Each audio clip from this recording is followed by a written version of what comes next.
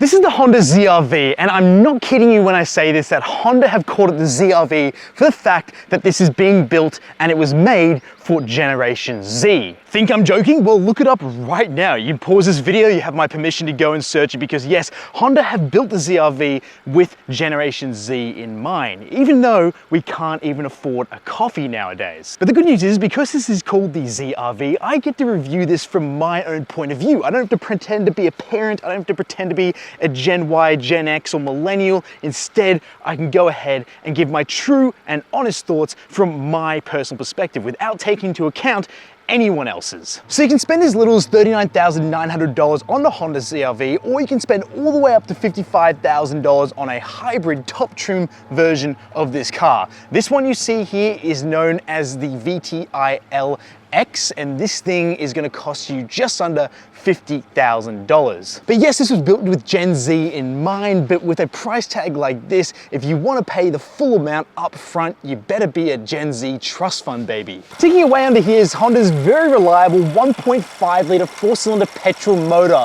There's no hybrid powertrain on this model, which means it produces 131 kilowatts and 240 newton meters of torque, and it only sends power to the front wheels through a CVT automatic transmission. There are no all-wheel drive versions of this car here in the Australian market. But the good news is that every 12 months or every 10,000 kilometers, Honda will cap servicing costs to $299 a visit, which is very affordable, unlike the price tag for this particular Honda. So this is the middle child of the SUV lineup that Honda offers. It sits above the 4-seater HR-V, which is smaller than this, and it sits below the bigger CR-V. But to be honest, this is a pretty decent size SUV. It's not too cramped. But what do you get when you spend more money on a car like this? Well, you get these 18-inch wheels and you can get this nice premium blue metallic paint. You've also got a 360-degree parking camera system here, and on the inside you get leather appointed seats, and you also get a 12-speaker Bose stereo system on this LX model. Of course, you get keyless locking and unlocking, and to be honest, it's a handsome looking SUV, even though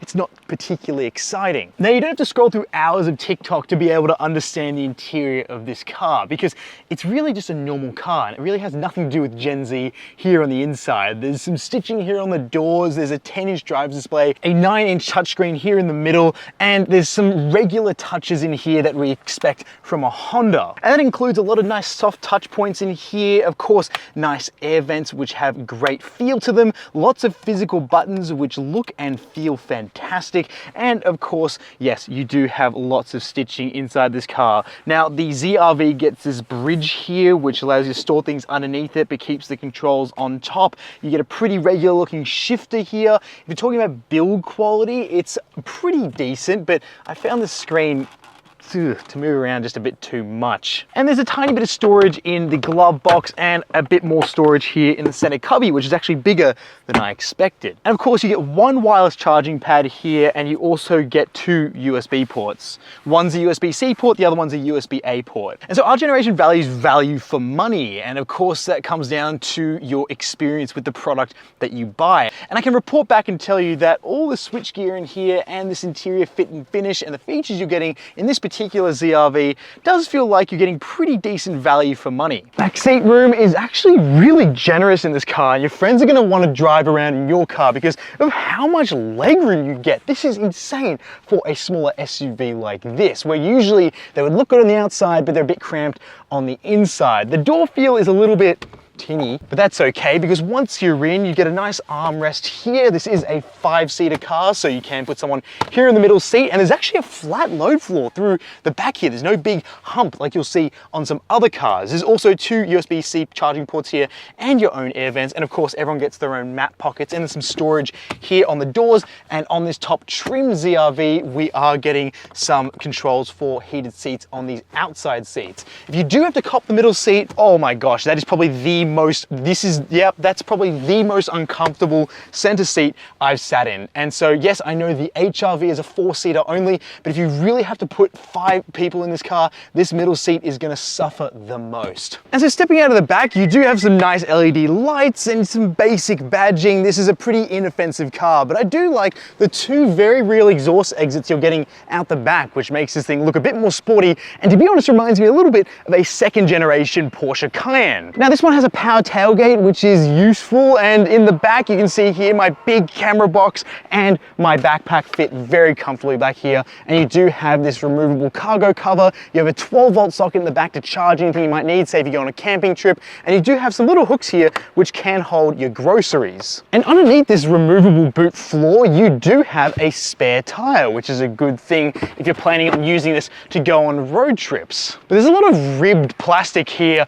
on the inside of the ZR-V, and I'll let you come up with your own joke when talking about that. So does it feel like I'm having a brat summer in here? Well, no, there's nothing really in here that's making me feel like I'm driving a car built for anyone from Gen Z. This really just feels like a regular SUV. The Honda ZR-V is just a smaller CR-V, and it just feels like a Honda Civic, to be honest. A lot of the layout here is similar to a Honda Civic, so really I'm just driving in a propped up Honda Civic, which gives me a bit more street cred because hatchbacks just aren't as popular with my generation anymore. Everyone wants a smaller SUV. What this does feel like a little bit to me is just like a nice alternative to a used German small SUV, which a lot of people my generation would be looking at buying. They go, Cam, I want to buy a slightly older German car because I know they're nice to drive, they look good, they have good brand appeal, all that sort of stuff.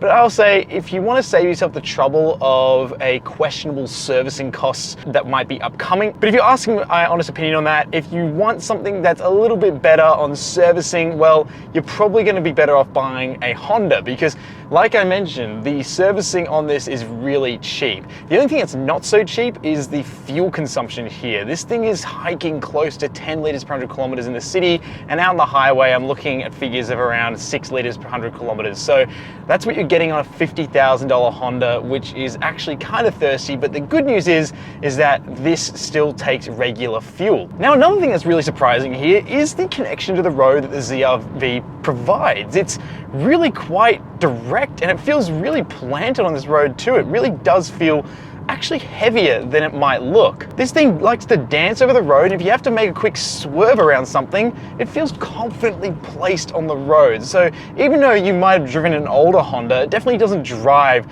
like a teeny old Honda. Instead, it feels a lot more European and grown up. And the power available under here, yes, it's a naturally aspirated 4-cylinder engine, so there's no fancy turbochargers here, which again, helps for long-term reliability, but it's not very exciting to drive. But what is interesting is that we do have these geared paddles here on the steering wheel, which feel really nice, and they're made of metal. That's like nice, okay, great. That's something I wouldn't expect on a Honda. And it allows you to sort of rev through the gears, and you can get a bit more of a sporty drive out of this engine. But remember, this is a CVT transmission, meaning it's got one actual gear, and all these little gears that you can run through are just little simulated steps in the CVT transmission, where ideally it just wants to hold one place in the rev range, and that's where you're going to get all your peak power, and it doesn't want to rev around like a normal transmission. In terms of the braking feel, it's nice and smooth in here. I love these seats, the sound isolation is great, the speaker system in here is even better. I really have enjoyed this Bose speaker system. It's not the best speaker system I've ever listened to, but it's really nice, and it's definitely worth the upgrade, I could imagine, over the non-Bose system in the ZR-V lineup, because it definitely gives a lot of punch, and there's 12 speakers to enjoy inside this car. Yeah, look, it's a really nice place to spend a lot of time. It just doesn't feel too extraordinary. It doesn't give you any rude surprises. It's pretty easy to expect what you're getting here, and the driving experience is really polished and nice. The steering has a nice weight to it as well, so it doesn't feel super lightweight. And look, if you're someone from Gen Z and you don't like driving all that much, because really a lot of people from Gen Z don't want their car license anymore because it's just so expensive to get a car, and people just aren't taking an interest in driving. So I can tell you that this car won't make you think more about driving than it should. It's really quite easy to use this thing. I like the dimensions of this thing. It's really easy to drive and park. And also you've got plenty of space in the back for your friends, and you can also chuck stuff into the boot. So if you are someone in the position to spend $50,000 on a brand new Honda ZR-V, which is a lot of money, it's pretty well placed. There's nothing really too much to hate about it. But yeah, calling it the ZR-V for the sake of Generation Z is weird, because there's nothing here that's exciting. The marketing materials are trying to make this exciting, but I've always laughed at the fact going like, what is here that is meant to be super exciting? There's no retro throwbacks, which a lot of people in our generation like. There's nothing really outstanding. There's nothing trendy in here. It's really just a regular Honda interior packaged into an SUV. Something I will complain about here is that I do think that the suspension is a little bit bouncy and jittery over some uneven sections of road. So that's something to keep an eye out for when you test drive. Maybe because it's wearing these larger 18-inch wheels, but yeah, it's not super plush, but that means you do get a more responsive feel throughout the car, through the tires and through the steering wheel, which makes it feel like you're not really too disconnected from the driving experience, which is important. But a lot of people who are buying this car probably won't recognize why it's important. And I'm a big fan of the screen for the driver's display. That works really well. And also this 9-inch display here is great for wireless Apple CarPlay.